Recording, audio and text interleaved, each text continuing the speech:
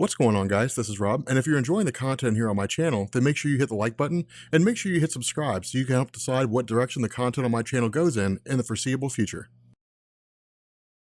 Okay, so a lot of you guys have been asking me to cover Matt Fraction's run of Iron Man. This is basically the run that takes place before the one that we just finished, with like God Killer armor, different things like that. This story takes place pretty soon after the events of Civil War, and so at this point in his character's publication history, Iron Man is the director of S.H.I.E.L.D. Now the cool thing about this is that there was actually a story called Iron Man, Director of S.H.I.E.L.D. It wasn't that great, I didn't really dig it that much, but it was an interesting story in and of itself. But the whole idea here is that with the original Civil War event, Iron Man had basically said, yes, we need superhuman registration, so on and so forth. Maria Hill was still the director of S.H.I.E.L.D. at the time, but because of the fact that her actions as director were so extreme, and because of the fact that she was so cutthroat, by the time the whole thing had come to an end, Tony Stark had actually lobbied to replace Maria Hill as director of S.H.I.E.L.D., and so he was appointed to that position. The difference here is that most directors, whether they're Nick Fury, whether it's Maria Hill, are basically kind of behind the scenes. Now, Nick Fury is a special case. He was one of those guys where we learned that he was like the man on the wall. And so while, you know, the panels, the comics actually showed us as the director of S.H.I.E.L.D., we ended up learning later on that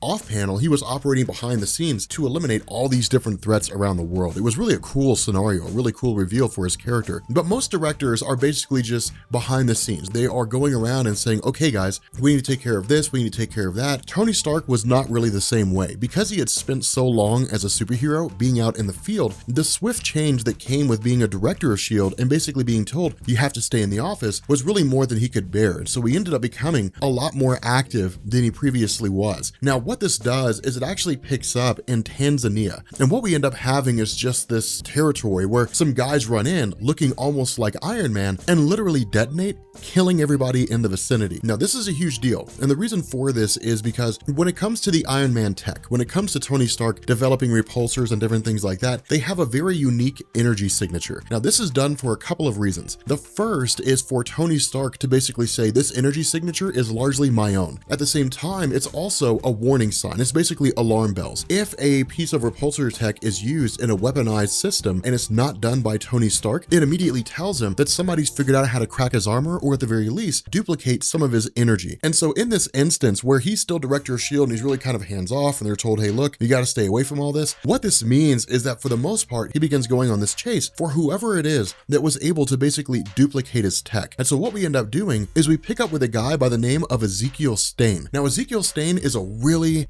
cool villain. I really like him as a bad guy. He's pretty amazing. Ezekiel Stane is the son of Obadiah Stane. And contrary to what you may have seen in the first Iron Man movie, Obadiah Stane was not a friend of the Stark family.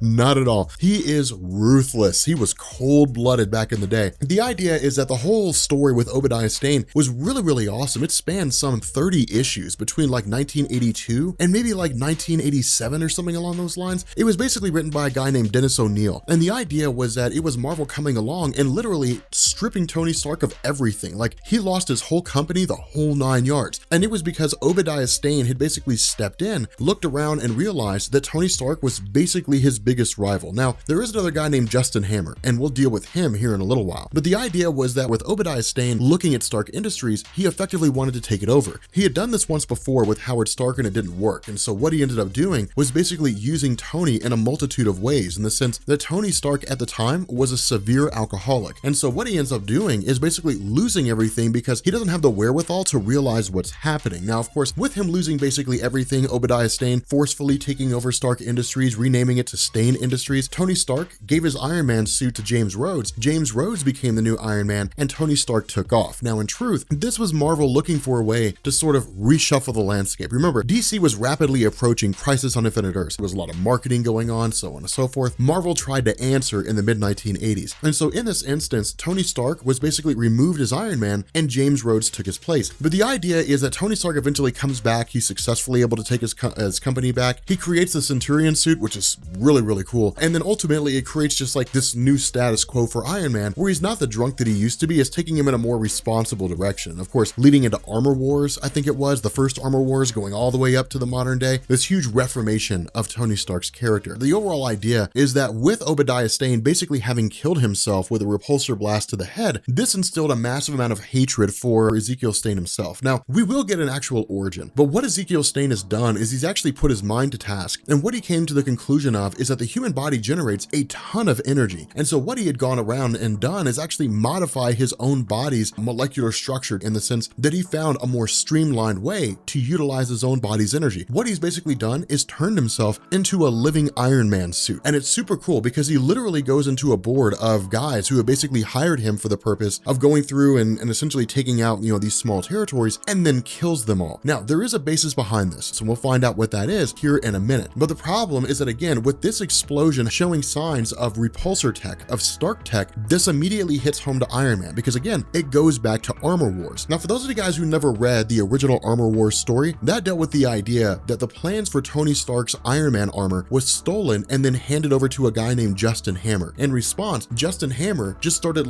selling all these different armor plans to anybody who could buy them, basically the highest bidder. And what it did is it basically turned into a story where Iron Man had to run around and fight his own suits and take them back. It was really, really cool. But the idea here is that this is hitting back home because it's basically someone who's found a way to duplicate Tony Stark's tech. And this is terrifying because remember, if Tony Stark were to go into a city, let's say he went to downtown New York, he walked out of his suit, he drove 500 miles west and then detonated the armor, it would eradicate the entirety of New York City. It'd be a massive explosion because they're literally walking around in giant bombs. I mean, he's flying a massive bomb. What this ends up doing is basically has Tony Stark trying to find out who it is that's launching these attacks. Now, the first group that comes to mind in their massive investigation, because remember, S.H.I.E.L.D's just grasping at straws at this point. Any group that may have had anything to do with any kind of massive attack is being targeted by S.H.I.E.L.D. They end up coming across a group called Advanced Genocide Mechanics. This is basically like advanced idea mechanics, except they essentially just engage in,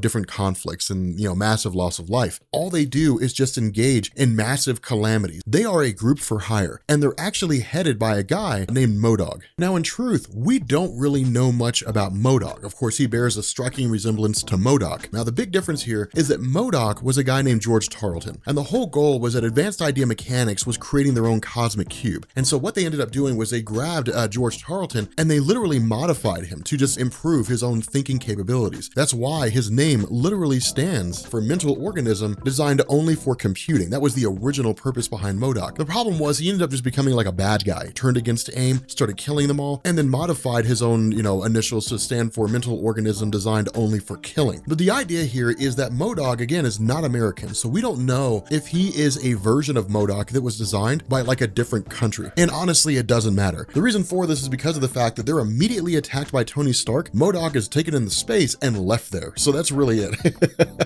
He lasts a whole whopping 5 pages in the entire run. So he's pretty limited in terms of his role. But what this also does is it switches over to the Philippines and it actually picks up with a group called the Triumph Division, I think is what they're called. Now, the Triumph Division, again, is just another instance of different groups that exist across the world in Marvel Comics. In this instance, Red Feathers, St. George, Mighty Mother, so on and so forth, they're basically just Filipino superheroes that help to save the world. The problem with this is that what Tony Stark does is, again, he gives us this inner monologue, is he basically starts talking about how whenever there is a scenario where superheroes manage to save the world or save some part of the country and they gather in a singular location, there's always going to be something bad that happens. Now, this is kind of weird and it's kind of interesting because one of the best parts of this story is the monologue of Tony Stark. He's been a superhero long enough to know, initially it starts off as this itch that you can't scratch, some sort of unsettling feeling. You just kind of look around, you're like, man, something's gonna pop off. If it doesn't, well, then the day's better because of it. But if it does, then it affirms the belief that you had. And that's exactly what takes place here. One of these monks in the Philippines that's celebrating the Triumph Division basically just activates, again, with another one of these pieces of repulsor tech and literally obliterates everything that's there. And so this is when we start to get an explanation on what's going on. Picking up with Ezekiel Stane, he basically meets with a guy who's the head of some religious group based out of the Middle East who is basically intending to launch attacks. Ezekiel Stane is basically a gun runner. He's a guy that goes to people and says, hey, look, I have the tools you need in order to succeed. I can basically have your guys outfitted with repulsor tech. They're basically the different people that you saw with the extremist tech in Iron Man 3. The overall goal here is that this falls into the notion that what Ezekiel Stane is doing is basically running this sort of guerrilla warfare tactic. sidekick, not in the sense that he's engaging in war himself, but in the sense that it is a surgical modification to the bodies of existing people that gives them the ability to become bombs. They in turn do whatever it is that they're going to do. Sometimes they do it for their own reasons, sometimes they do it for a bigger reason. At the same time, Ezekiel Stane and his crew never stay in one place for more than 96 hours. And what it does is it makes them impossible to find. Whenever Tony Stark goes to these locations where one of these massive explosions happen, all he ends up doing is coming across the remnants of whatever was there before, and then the idea that repulsor tech was there, but none of it leads back to Ezekiel Stane. Again, we basically get this explanation of fallouts of events like this, and it actually gives Tony Stark time to essentially reflect on his actions as a member of the superhero community during the events of Civil War. And the reason why I say that is because during the Civil War story, what we ended up finding out is that somewhere along the line, Tony Stark had taken a thread of Thor's hair in case Thor ever died and needed to be duplicated. In turn, this thread was used to create a cybernetic version of Thor that was called Ragnarok. And what ended up happening is during the main Civil War story, this cybernetic version had basically gone awry and it just started killing people. Well, it really only killed, one character, but the idea was that people thought it was legitimately Thor. It wasn't until he had gone awry that people realized that's not the case. When the real Thor came back after the events of Ragnarok, Thor learned that Iron Man had duplicated him. He'd basically cloned him. And what this did was it led to one of the greatest ass whoopings in comics. Oh my God. And it was the coolest thing. Like, he just beat the absolute life out of him. But what this did is it created tension between the two, because Odin's son does not like Iron Man. Now, of course, the reason why Odin's son is here is just because, he was friends with one of the members, or at least respected one of the members of the Triumph division. But Thor, Odin's son, does not like Iron Man right now. They are by no means friends. And so what this does is it picks up the following day with this massive,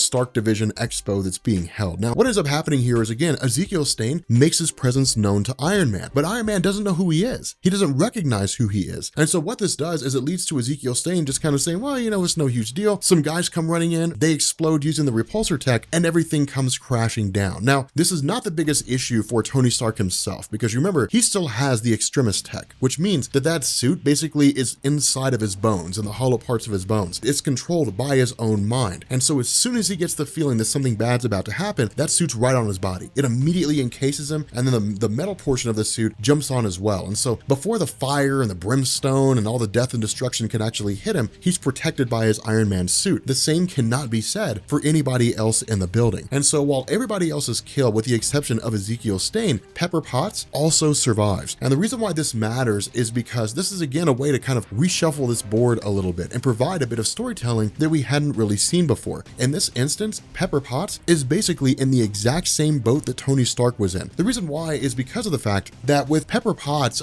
receiving all these injuries and all this damage, she's basically got shrapnel in her chest, much like Tony Stark did with the retelling of his origin as being, basically assaulted and, forced to carry out his mission in the Middle East. And so what ends up happening is Tony Stark takes the exact same approach that was originally given to him. It's a little round piece of, magnetic metal that's put in the chest of Pepper Potts that holds the shrapnel in place. So it allows her body to physically heal. And then once the healing process is done, the surgical, or I guess the pieces of shrapnel can be removed. Now, the reason why this waiting game is being done is because if they were to go into her body right now and immediately start conducting surgery, she would probably die. She'd go into shock. She'd probably bleed out. There's too much trauma going on there. And so because of that, it's basically a waiting game. Will the shrapnel move too close to her heart to the point that it'll kill her, or is a way to keep the shrapnel at bay so she'll survive? And so again, this jumps into Tony Stark continuing to go back, continuing to try to find out what's going on, traveling back to Taiwan, going into China, looking at all this different territory, so on and so forth. But in the background, Ezekiel Stane is still trying to figure out a way to basically keep his body from reacting to the intense heat. And the reason for that is because while he is a living piece of Iron Man tech, while he is a living piece of armor, his skin is just as soft as anybody else's skin, and it's just as easily destroyed as anybody else's skin. Now, it's a massive amount of heat that he's putting off, and so there is some measure of resistance just by virtue of the modifications he's made to his body. But in truth, he's still suffering intense burns, 2nd degree, 3rd degree burns, beyond 3rd degree burns. And so because of that, the goal is to basically create a suit that will allow him to discharge all this energy to quote unquote